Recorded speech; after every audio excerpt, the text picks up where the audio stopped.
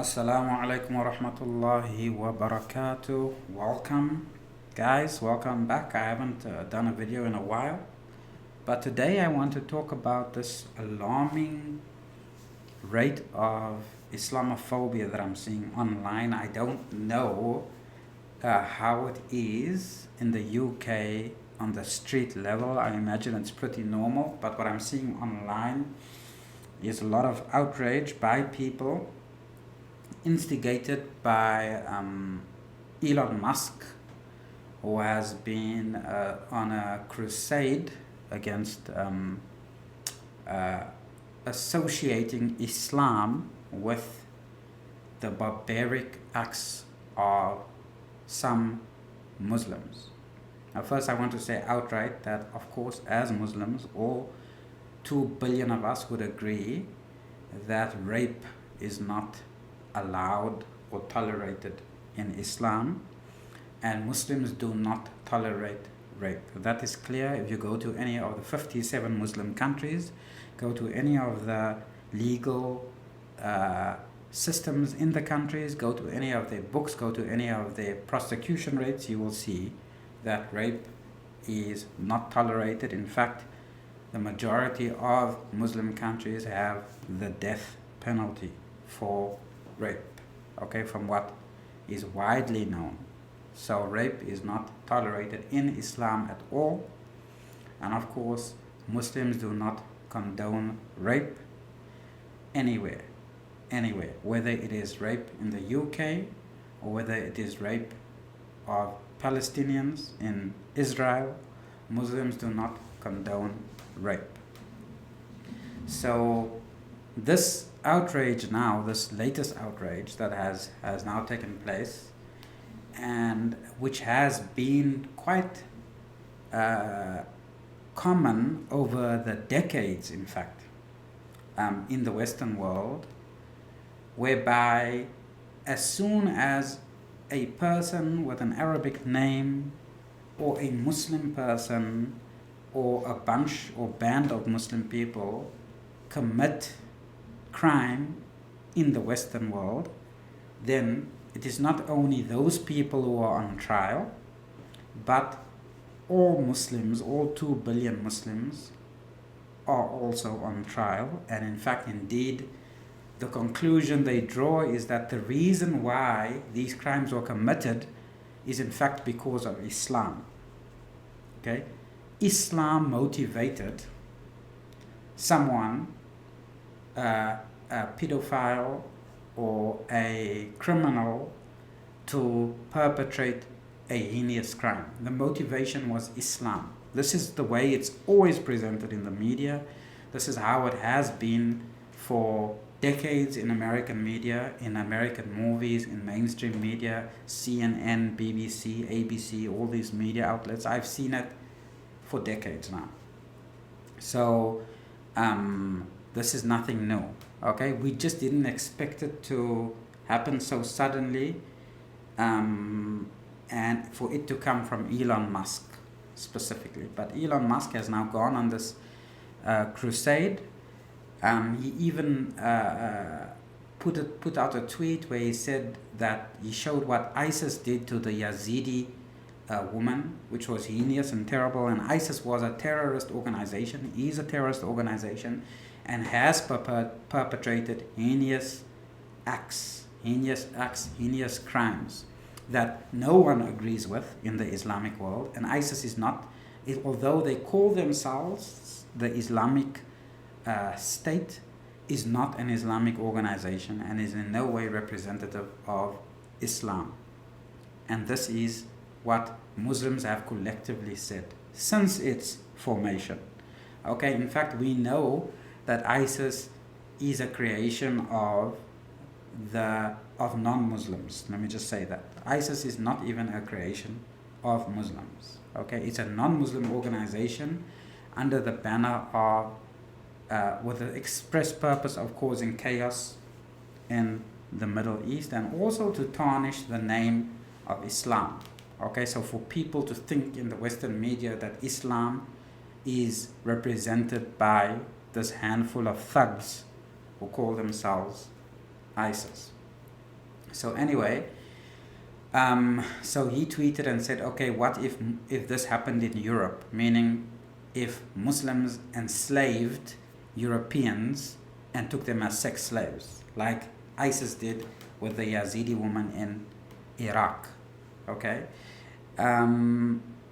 So this kind of fear-mongering and hate-mongering against Muslims. Okay? Meanwhile, back at the ranch, to be very honest, British Muslims are British. Those who are born and raised in the UK, British Muslims are British. Their mentality is British. Their culture is British. Everything about them is British. I've met British Muslims, okay? A lot of whom cannot culturally assimilate to Muslims from other parts of the world. Because the thing that is being overlooked here entirely is that there's a big difference between religion and culture. What Muslims share in common religiously is very different to what Muslims share in common, or rather what they don't share in common culturally. Because Muslims are culturally diverse, but they have the same religion. So that is an important acknowledgement. Okay, so I'll give you an example of this, a concrete example, right? If you take a British person who happens to be Muslim, what he will have in common with, let's say, Arab from, I don't know, any country, Qatar maybe, a Gulf Arab from Qatar, is that they must pray 5 times a day, that they mustn't eat pork, that they mustn't sleep around, and that they mustn't gamble, basically. Okay? Other than that, they may not get along at all culturally. Okay? Because the Arab culture and the Western culture are 2 different cultures. So, for example, the British person, maybe the British guy, he may enter the home, for example, of maybe he gets invited by a Qatari to come to his house, and he will be seated separately in a place somewhere outside the home, inside the property, but outside the home, or inside the house, but in the front room, with only men in the room, and he will never see the woman of that household, because that's Arab culture. But in British culture, this is really what happens, and in the British culture, he will know his Muslim friends, but he'll also know his Muslim friends' mothers and sisters and whatnot personally, and have seen them and know who they are and their names, etc., etc. That doesn't happen in Arab culture very often, okay? So these are 2 different cultures, right? In the culture of, let's say, in a Western Muslim's culture, he may have a slight courtship with a woman to try to see if he can marry her, etc. In Pakistani culture, for example, not the non-Western Pakistani culture, which a lot of Pakistanis, incidentally Western Pakistanis, would object to, the girl might be married off to her cousin, for example. 60% of Pakistanis are the result of first cousins, right? So there might be marriages like that in Pakistan, but then Pakistanis who are Westerners might object to that, strongly object to that, because they don't associate with that culture. A lot of Pakistani Muslims that I've come across, for example, have said that when they go back to Pakistan, they don't feel comfortable because they don't feel like they can assimilate to Pakistani culture in Pakistan, because British Pakistani culture is different because it's British. And so the point is that I'm making is that religion is not culture. Okay, culture and religion are 2 entirely different things. And when people go from one country to another country, they are influenced by the dominant culture of that country, the new country that they settle in. They do not retain their cultures, their indigenous cultures from where they came. They don't. Okay? They retain some of it, and they influenced by the new culture in other ways, in some ways. Okay? So this is what happens. So when you sit there and you say, okay, a Pakistani committed a crime somewhere in the UK, and now all Muslims are evil, all Muslims are rapists, all Muslims must apologize, the whole world must apologize because this Pakistani committed a crime in a country. Okay, now that is absurd. That is absolutely absurd. Okay? There is, for example, in my country, South Africa, it is reported, or it has been reported several years ago, that a woman is raped every 6 minutes in South Africa. We don't see the whole world being outraged by the high incidence of rape in South Africa. Okay?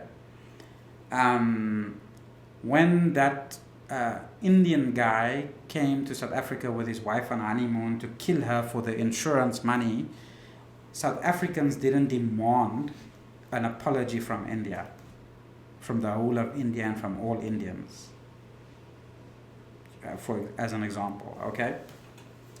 So this kind of collective punishment of the media that is being instigated, this hatred against Muslims and Islam, is a precursor, usually, historically, to genocide.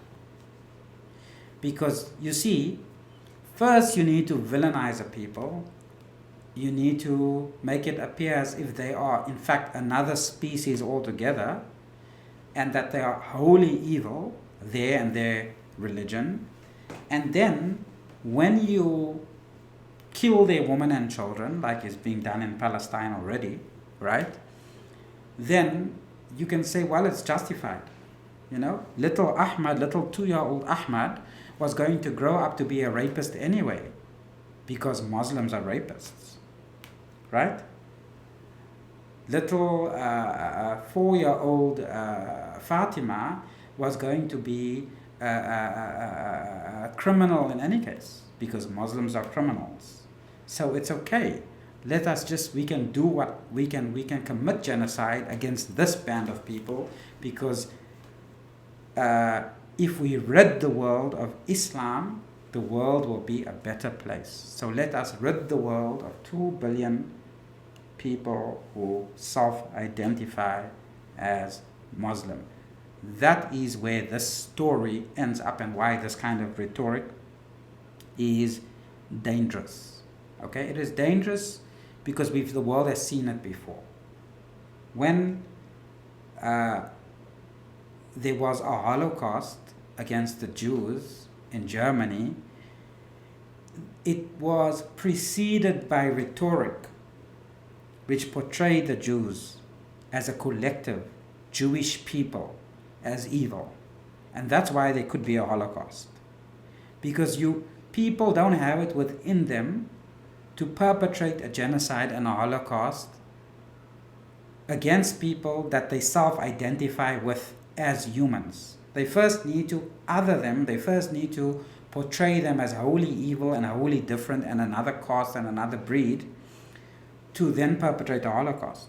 Which is why even I, as a Muslim, even with the genocide perpetrated against Arabs and Muslims in Palestine by Israel, I have cautioned many times over and over when Muslims some Muslims have made blanket statements against Jews, for example, to say that yes, the Jews are evil.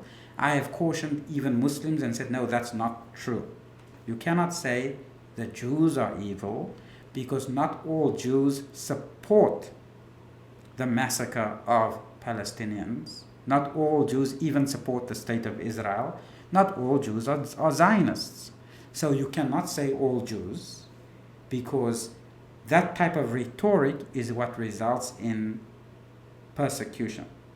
Persecution of any group which we, the Muslims, collectively are against. Thank you very much.